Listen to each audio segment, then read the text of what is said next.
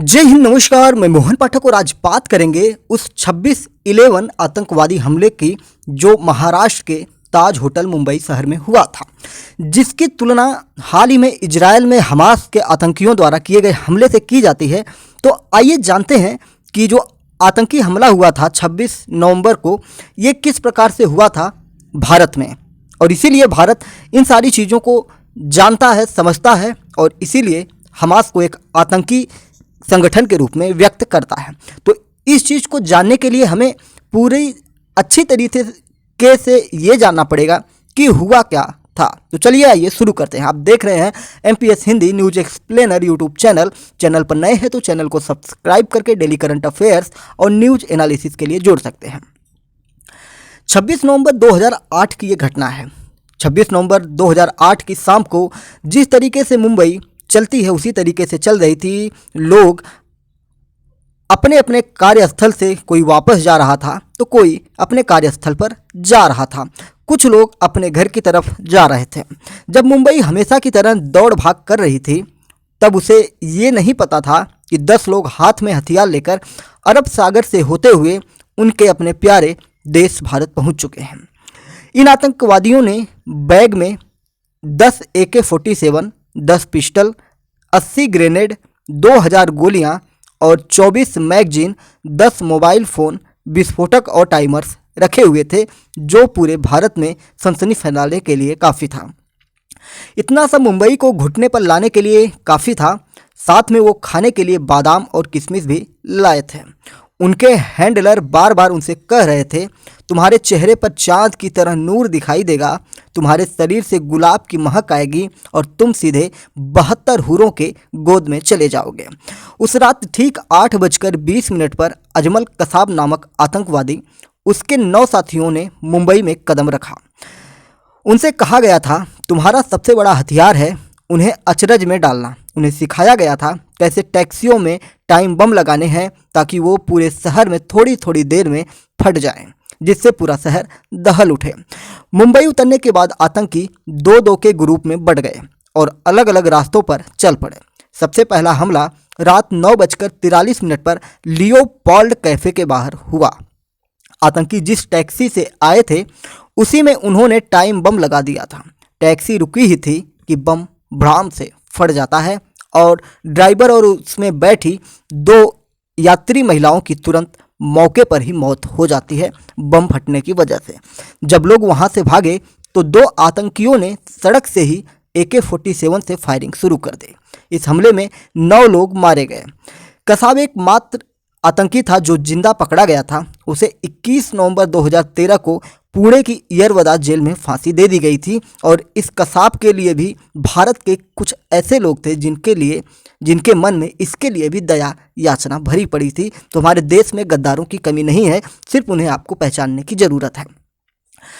पहले हमले के ठीक 2 मिनट बाद 9:45 पर मुंबई के छत्रपति शिवाजी टर्मिनल, जिसे CST के नाम से जानते हैं, पर हमला हुआ। इस स्टेशन पर उस समय पूरी पब्लिक अपने घर के तरफ या अपने ऑफिस की तरफ जाने के लिए ट्रेनों को पकड़ने की कोशिश कर रही थी। इसे 2 आतंकियों अजमल कसाब और इस्माइल खान ने अंजाम दिया था। कसाब लोगों पर गोलियां चला रहा था जबकि इस्माइल का काम वहां से भाग रहे लोगों पर ग्रेनेड फेंकने का था। इस हमले में सबसे ज़्यादा 58 लोग मारे गए। उस रात किसी ने ये नहीं सोचा था कि ऐसा भी कुछ उनके साथ होने वाला है। उस रात किसी के लिए न रुकने वाली मुंबई रुक सी गई थी, ठहर सी गई थी। छत्रपति शिवाजी टर्मिनल पर हमले के बाद कसाब और इस्माइल वहां से कामा अस्पताल की ओर रुख करते हैं, उधर चले जाते हैं। ये एक चैरिटेबल अस्पताल है जिसे 1880 में एक अमीर कारोबारी ने बनवाया था। उन्होंने घुसते ही चौकीदार को गोली मार दी। अस्पताल के बाहर आतंकियों से मुठभेड़ हुई जिसमें उस समय के ATS चीफ हेमंत करकरे, जिन्हें शहीद का दर्जा दिया गया है, हेमंत करकरे मुंबई पुलिस के अशोक कामटे और विजय सालकर मारे गए थे इनमें। तो इन सभी को देश आज फिर से याद करता है और नमन करता है। कसाब और इस्माइल के पीछे पुलिस पड़ चुकी थी। आतंकियों की कार पंचर हो चुकी थी। उसके बाद उन्होंने एक स्कोडा कार छीनी। पुलिस ने आगे बैरिकेडिंग कर रखी थी। कार बैरिकेडिंग से पहले रुकी थी, तभी पुलिस वालों को अपनी ओर आते हुए इस्माइल ने गोली चलाना शुरू कर दिया। पुलिस ने भी गोली का जवाब गोली से दिया। पुलिस ने इस्माइल को मार दिया, लेकिन कसाब जिंदा पकड़ा गया। हालांकि इस मुठभेड़ में पुलिस इंस्पेक्टर तुकाराम ओम्बले शहीद हो गए। उसी रात 2 आतंकियों ने नरमिन हाउस को भी निशाना बनाया। यहाँ यहूदी पर्यटक अक्सर रुका करते थे। दोनों आतंकी बाद में मारे भी, लेकिन मरने से पहले उन्होंने 7 यहूदी लोगों को मार दिया था जो उस जगह पर मौजूद थे। उसी रात 2 आतंकी ओबराय होटल, जो मुंबई की आन बान शान कही जाती है, उसमें 4 आतंकी ताज पैलेस होटल में घुसे।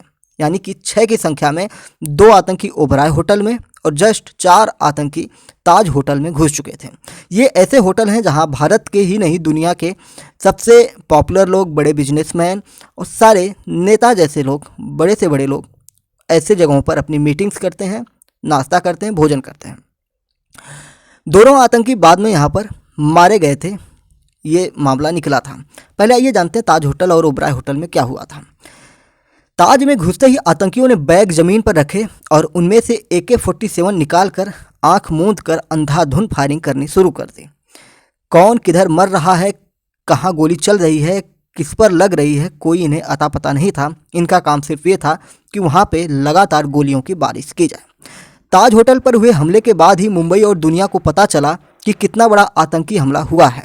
दोनों आतंकी मारे तो गए, लेकिन तब तक उन्होंने 31 लोगों की जान ले ली थी। ओबराय होटल में भी 2 आतंकी ढेर सारे गोला बारूद के साथ घुसे थे। बताया जाता है कि हमले के वक्त होटल में 350 लोग मौजूद थे। NSG के कमांडो ने दोनों आतंकियों को मार गिराया, लेकिन तब तक 32 लोगों की जान जा चुकी थी। 29 नवंबर की सुबह 7 बजे आखिरी आतंकी अबू सोयब को भी मारा गया। अबू सोयब वही था जिसने लियोपोल्ड कैफे के सामने हमला किया था। 26 नवंबर की रात 9:43 से शुरू हुए आतंक के तांडव को 29 नवंबर की सुबह 7 बजे NSG के द्वारा खत्म किया जाता है। मौत का यह तांडव पूरे मुंबई में 60 घंटों तक चला था। इस हमले में 166 लोग मारे गए थे। 9 आतंकियों को एक इनकाउंटर में मार दिया गया, जबकि एकमात्र आतंकी अजमल कसाब जिंदा पकड़ा गया। कसाब को 21 नवंबर 2012 को फांसी दे दी गई। इस हमले में मुंबई पुलिस, ATS और NSG के 11 जवान शहीद हुए थे। भारत और दुनिया में अगर हम बात करेंगे ऐसे हमलों की, तो ये आपको जाननी चाहिए। भारत और दुनिया में 26 नवंबर की बहुत सी महत्वपूर्ण घटनाएं हैं। इनकी अगर हम बात करेंगे तो आपको जानकर बड़ा हैरानी होने वाली है, बड़ी हैरानी होने वाली है। 1885 में 26 नवंबर को पहली बार उल्का पिंड की तस्वीर ली गई थी। 1921 में 26 नवंबर के दिन प्रसिद्ध उद्योगपति और श्वेत क्रांति के जनक वर्गीज कुरियन का जन्म हुआ था। 1932 में 26 नवंबर को महान क्रिकेटर डॉन ब्रैडमैन ने प्रथम श्रेणी क्रिकेट में 10,000 रन बनाए थे। 1948 में 26 नवंबर के दिन नेशनल कैडेट कोर की स्थापना हुई थी। 1949 में 26 नवंबर 1949 को आपको पता है कि भारतीय संविधान ने संविधान सभा के या संविधान के मसौदे पर हस्ताक्षर किए थे। 1984 में 26 नवंबर को इराक एवं अमेरिका ने कूटनीतिक संबंधों को पुनः स्थापित किया था। 26 नवंबर 1996 में मंगल ग्रह पर जीवन की संभावनाओं का पता लगाने के लिए अमेरिकी अंतरिक्ष एजेंसी नासा ने अंतरिक्ष यान मार्स ग्लोबल सर्वेयर को अंतरिक्ष में भेजा था। 26 नवंबर 2012 को आपको पता है कि देश में एक नई पार्टी आई थी, आम आदमी पार्टी, जो 26 नवंबर 2012 को अरविंद केजरीवाल के नेतृत्व में एक नए राजनीतिक दल आम आदमी पार्टी का गठन किया गया था। बात करें कुछ और चीज़ों की, तो 26 नवंबर 1932 को मैंने बताया कि महान क्रिकेटर सर डोनाल्ड ब्रैडमैन ने फर्स्ट क्लास क्रिकेट में 10,000 बनाए थे और उनके बारे में थोड़ी सी जानकारी हम आपको देना चाहेंगे। सर डोनाल्ड ब्रैडमैन का जन्म ऑस्ट्रेलिया के न्यू साउथ वेल्स में 27 अगस्त 1908 को हुआ था। 30 नवंबर 1928 को उन्होंने टेस्ट में इंग्लैंड के खिलाफ डेब्यू किया था। इस मैच की पहली पारी में 18 रन और दूसरी पारी में केवल 1 रन ही बनाए गए थे। इस मैच को इंग्लैंड ने 675 रन से जीत लिया।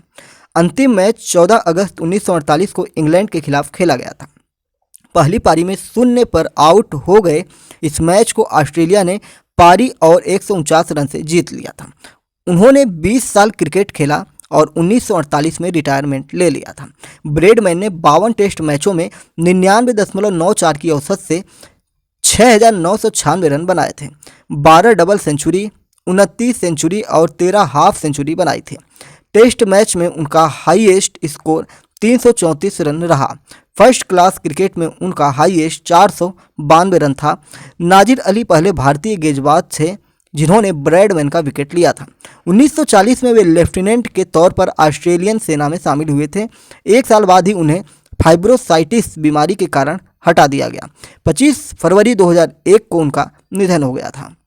तो 26 नवंबर को क्या क्या महत्वपूर्ण घटनाएं हुई थी और भारत में जो आतंकी हमला हुआ था जिसके बारे में डिटेल से हमने आपको बताया, और इसकी 15वीं बरसी इस वर्ष मनाई जा रही है जो 26 नवंबर 2008 को ये घटना घटित हुई थी। उम्मीद है आपको सारी चीज़ें समझ में आई हुई होंगी। और MPS हिंदी पर अगर नए हैं तो चैनल को सब्सक्राइब करके डेली करंट अफेयर्स और न्यूज एनालिसिस के लिए हमारे साथ जुड़ सकते हैं। साथ ही साथ लोकसभा चुनाव 2024 पब्लिक डिबेट के लिए भी आप हमसे जुड़ सकते हैं। जय हिंद, नमस्कार, भारत माता की जय।